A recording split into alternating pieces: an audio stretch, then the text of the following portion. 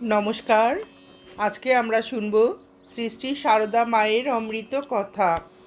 জয়রামবাটি থেকে রাধুর বিয়ে দেবার পর মা অবশেষে 14ই নভেম্বর 1911 খ্রিস্টাব্দে কলকাতায় নিজের বাড়িতে পৌঁছালেন।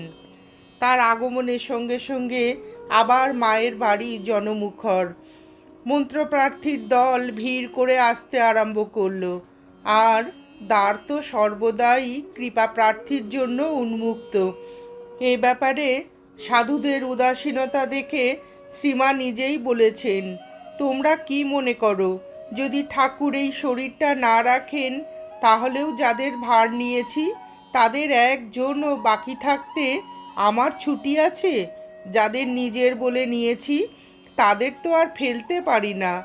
স্ত্রী শিক্ষা সম্পর্কে মা সারদা দেবী চিরদিনই আগ্রহী।